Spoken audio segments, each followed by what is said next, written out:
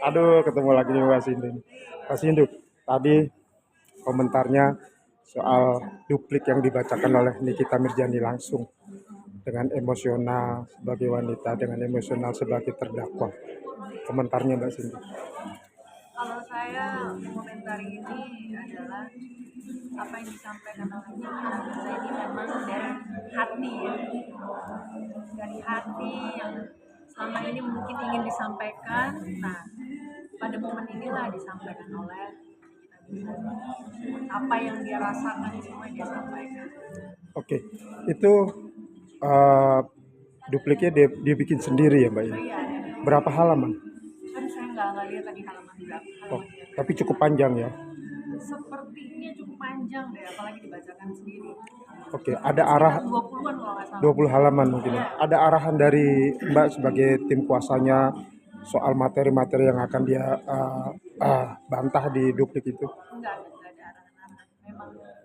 Memang Nikita Mirzani yang menginginkan membacakan dupliknya dan membuat Itu Mbak Mais dengan isi dakwaan isi bukan isi pembelaan dari Nick Mir segala macam komplit, terus kemudian itu juga yang apa yang protes terhadap yang dilakukan jaksa terhadap dirinya, terhadap tim kuasa juga.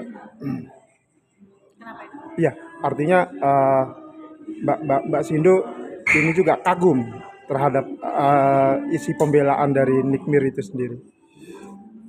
Gimana ya? Kalau yang yang jelas apa namanya duplik yang dibuat oleh Nikita Mirzani adalah mengungkapkan apa yang menjadi apa namanya perasaannya, kemudian apa yang ada di dalam fakta persidangan tidak sesuai itu diungkapkan semua begitu. Gimana? Ya kalau saya balik tidak perlu dia bilang berapa besar kecilnya, tapi yang saya mau nih kita bebas kan boleh. Nah itu setelah saya bilang statement-statement yang begitu itu semuanya asumsi mereka saja gitu. Jangan mendahului majelis hakim juga dalam persoalan ini gitu kan. Sama seperti tadi kami sampaikan di duplik, jaksa itu seperti orang yang menguasai semuanya ya. Dia bisa memprediksi bahwa Nikita itu akan dihukum berat, mengakibatkan hukuman berat dan lain sebagainya.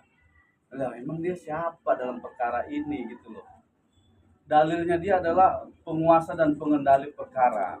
Penguasa dan pengendali perkara terus kemudian bisa diasumsikan hakim bisa dikendalikan sama mereka begitu. Itulah yang saya bilang, kalau mereka berstatement seperti itu, saya juga berstatement sebaliknya. Tidak peduli siapapun hakimnya, tidak peduli siapapun jaksanya, yang jelas nih kita dengan fakta persidangan harus bebas gitu.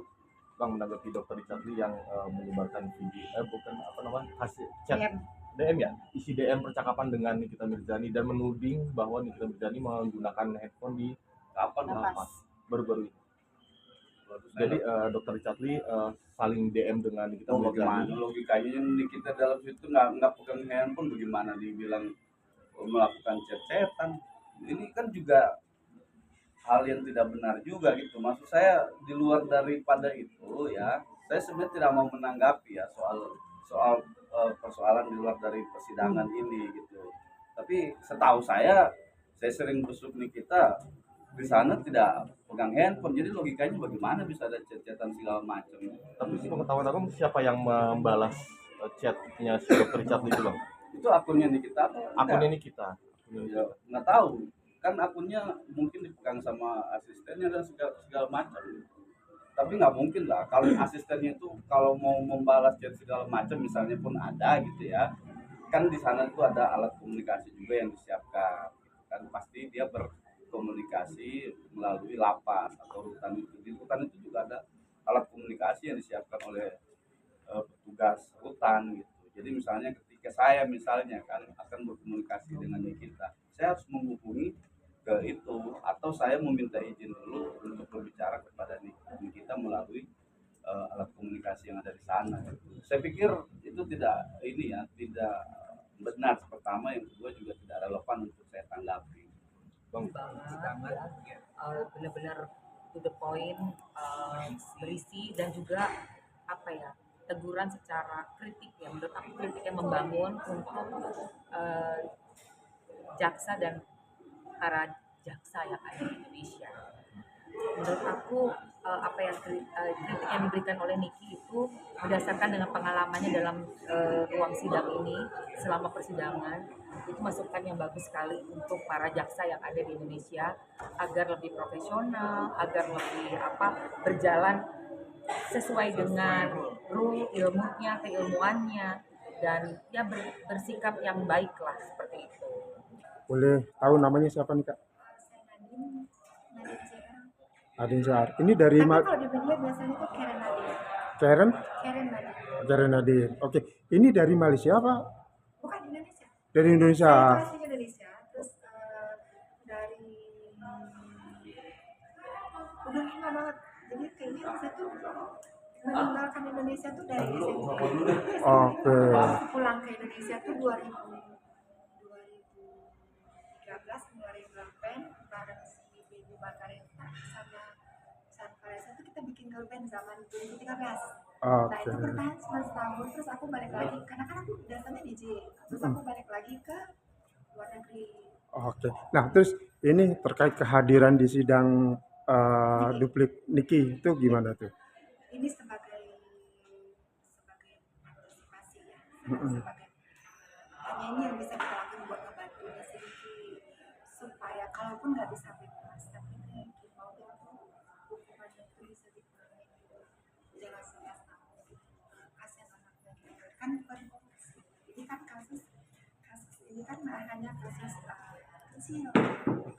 Sorry bukan kecil ya, oke lah bagi mereka mungkin besar, tapi kasus ini tuh bukan kasus korupsi yang harus 11 tahun. Mudah-mudahan sih gini sih ya nggak sampai 11 tahun. Oke. Nah, ini tadi mendengarkan langsung ya duplik yang dibacakan oleh Nikmir. Tanggapannya?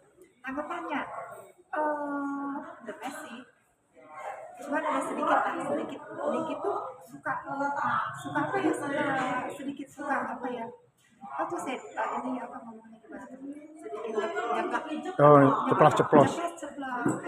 Oke. Kita jangan ngomong yang CPU apa itu CPU